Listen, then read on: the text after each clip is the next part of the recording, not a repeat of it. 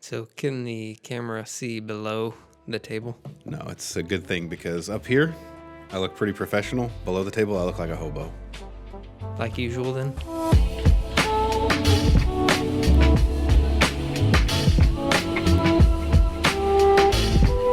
Hello and welcome back to the MC Podcast. I am your host, Andrew Crabtree, and I am joined by my very strikingly similarly looking brother, Caleb Crabtree.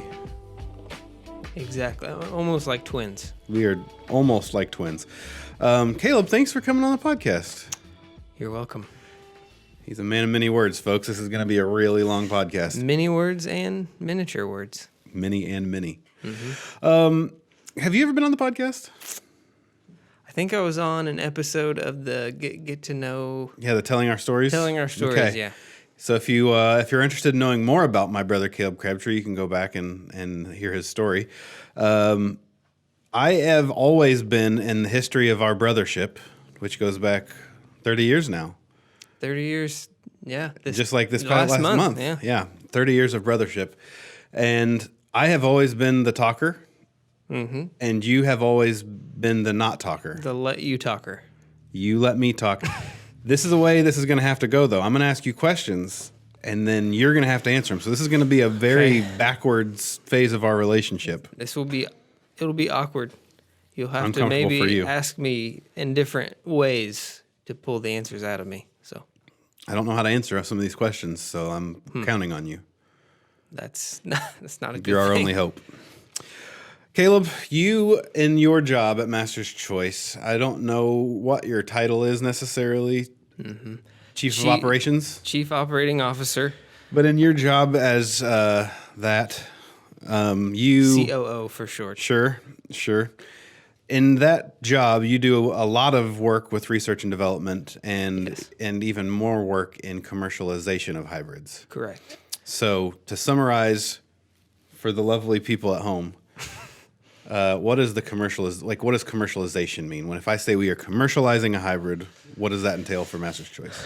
Yes, that would be commercializing a hybrid would be going from an experimental, so something that we've thoroughly tested over God knows how many years, and putting it into our commercial lineup for farmers to plant. So that process starts with two inbreds that love each other very much. Yep.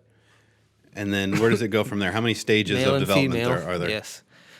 So we call it a 10-stage process. Stage 1 would be making a new hybrid. And then we'd take that to stage 2, which is first year of testing.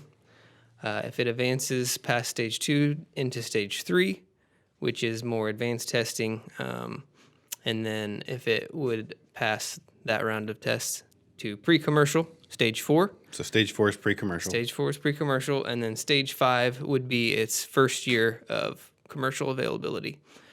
And then it would go from 5 to 6, which 6 is the growth stage, 7 is maturity, 8 is decline, 9 is phase out, and then 10 is retired. What a process. What a process. All right, and that's all the time we have. No, I'm just kidding. So how long, and tell me in terms of years, how long is that commercialization from what I call conceptualization, but that would be taking a male and a female inbred through, what I'm going to call, what did you say, is stage 5 is in the lineup? Yep. How many years is it from stage 1 to we're in the lineup at stage 5? So the short answer is it depends. So it can take as little as... You aren't in politics, are you? No. Okay, that's a political answer, but go ahead. So it can take as little as, over the winter, making the first initial cross, and then stage 2 testing, stage 3, stage 4. It passes all 3 in 1 year each, which is a very rare case. So that'd be 3 years. It could be as fast as 3 years. That's like the absolute fastest is 3 years. Absolute fastest is 3 years. That's probably not very common. It's very, very rare. It have to be something we're very confident in. Typically, it's going to take, 5, 6, 7 years. That's a lot of investment to have up front in a product when it hits commercialization. It is. So you're telling the people at home to buy the new hybrids. Buy the new hybrids.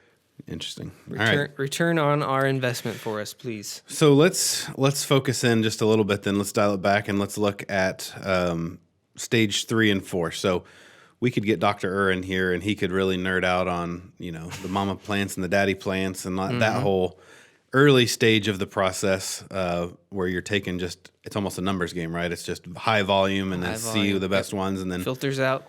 Yep. So by the time we get to stage 3, we've got a hybrid that has some pretty good promise. Yeah, I would think so. Okay, so the experimental program. So if you were one of our dealers, or if you went to a field day and you saw something that saw EXP, MCX is the prefix we put on our experimentals now. So if an MCX hybrid is out there and you see that at a field day, or if you're a dealer and you put out a plot, that experimental lineup would cover stages 3 and 4.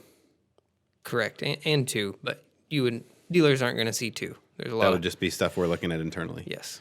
How many hybrids do you reckon there are in stage 3, 4? I looked this up just for this Good. podcast, so you're welcome. But stage 3, we currently have, I have to find it in my notes, 87. So 87 in stage 3. 87 in stage 3, which filtered out to 8 in stage 4. So you got 8 in stage 4, and then we don't know necessarily at this point, as of this recording, how many of those will be advanced to commercialization stage 5. Correct. But last year, so these numbers might be skewed a little bit here and there, but we had 2 that reached. 2, yep. The new MC 6070. And then the new MC 5850. So I've made this joke before, but probably not to the podcast audience. So if you were at our dealer training and heard this joke, I apologize for hearing it twice and me recycling material. That's lazy of me. But for the podcast audience, I'll still tell it. So you're my brother. Yes, correct. And you have 3 kids. Yes. Those would be my niece. That would be my niece and my nephews. Yes. And they're cool little dudes. Gals. Gal. They're cool little peoples. Yeah. And you love them very much. Yes. The joke that I make is when you talk about 6070, you speak with the same warmth and love and adoration that you speak about my niece and nephews. That may be true. Maybe I'm exaggerating, but it's a little exaggerating. True. There's a nugget of truth. It's probably the highliest I've taught. Is that a word? Highliest? Sure. It is now. That I've ever talked about a hybrid. And for good reason. Tell me about 6070. It's a new lineup hybrid. Yeah. Give the pitch, So visually, very pleasing. Looks really good when you see it in the field, and then the data also supports that. It was 5 points over the average in starch digestibility and 3 or 4 maybe in fiber digestibility. So this is a hybrid that has better than average fiber and starch digestibility. Yes. So if you would compare it to 6150, it on the average this past year it out yielded it and had better starch and fiber digestibility numbers. And it agronomically solid. Yes, yielder. Agronomically solid. Takes disease pressure pretty well. Yields. I call it a super corn. Well, that sounds exciting. So you talked about 6070 having advanced fiber and advanced grain digestibilities. So let's backtrack just a little bit here.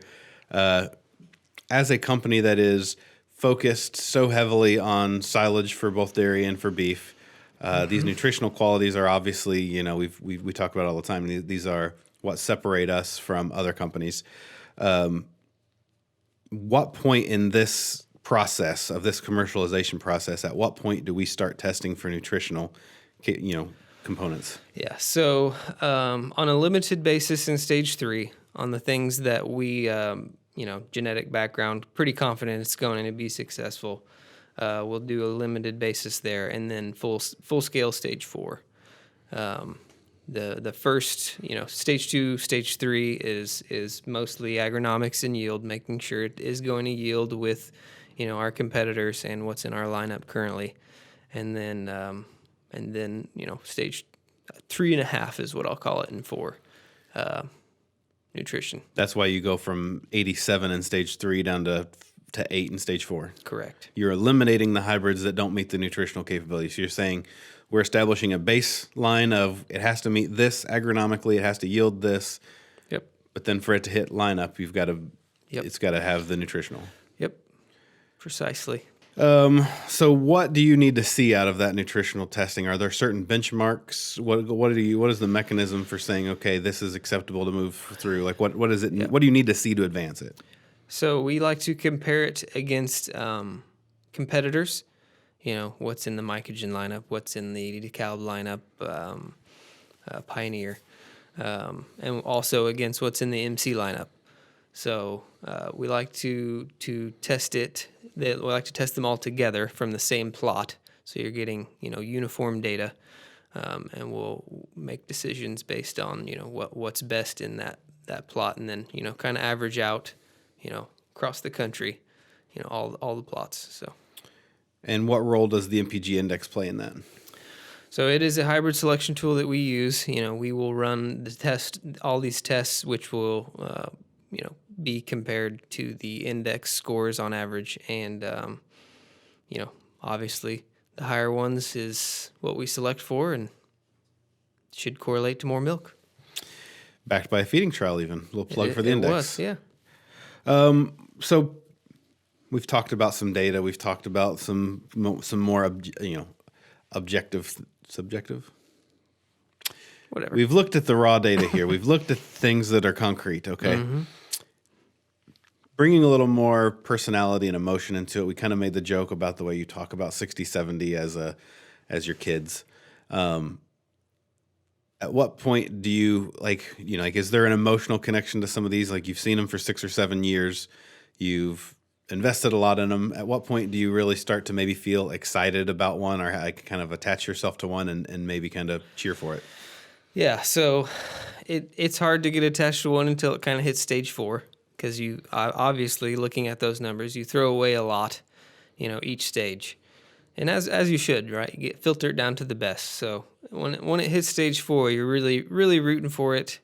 You get your favorites based on genetic backgrounds and things like that, seeing it in the field, what it looks like. So you hope that the data kind of backs you up. Have there been any that have been cut or culled from the program that you really were thinking that you were really rooting for? Yeah, they have, and we retest some of those as well to make sure you're right. Make sure I'm not wrong, I guess. To make sure I am not wrong. Make sure you're right. Yeah, sure. All right, Caleb, as we wrap up, I just kind of have one more question to kind of leave the audience with. We've talked about stage 3. We've talked about stage 4 quite a bit here. These are hybrids that are knocking on the door of commercialization. When they reach stage 4, they've hit a point where they've had nutritional testing. We just talked about that. Mm-hmm. These are hybrids that are very close to, and probably all of them would be silage hybrids that are better than most people's lineup. Yep. But we're whittling them down to the absolute best. Only a couple are going to make the lineup every year. When you look at that stage 4 group, how do they compare to hybrids that are in our lineup already? Maybe some that have been in there for several years, older hybrids. What are these new group of hybrids look like compared to those? Well, I'm glad you asked that question. I'm glad you're glad. It is why we do what we do, right? It's, that constant improvement, making improvements that farmers can see and make improvements to their bottom line. But our stage 4 materials are currently 107% of what's currently in the lineup. Now explain that. Where does that 107% come from? Yes, so that would be a combination of both yield in terms of grain yield, tonnage, and nutrition as well. So, across the board, if it's going into the lineup, it's going to be improved. And another qualification on that is broken down by relative maturity as well. So it may not be across the board. A new 105-day hybrid is going to be 107% better than another. Well, it will be 107% of right the 105 that's in the lineup. Right. So you could maybe speak directly into that camera right there. Look into the camera and tell that one, and tell potential customers, existing customers, dealers, give them a reason to plant new hybrids. They are improved. I mean, the data would support that. They are going to make an improvement on your farm in terms of return on investment. And also, we put a lot of money into it, and we would like a return on investment as well. So, 6070, what was the other new hybrid in the lineup you said? 5850. 5850, good hybrids. I think in social media and after this episode, we'll follow up with some highlights of those hybrids and some call outs and some data. So as always, if you have any questions about any of these products, you can feel free to contact us. We will give you all the data that we can pull up, which is usually pretty extensive. So check out the new hybrids. Caleb, thanks for coming and doing the podcast. You know what? You're welcome. You're welcome. You did a good job of talking. Sure. Well, thank you, podcast audience, for sticking with us. We will be back here in a couple weeks with another episode, so come in and check on that, and we'll see you then. Thank you.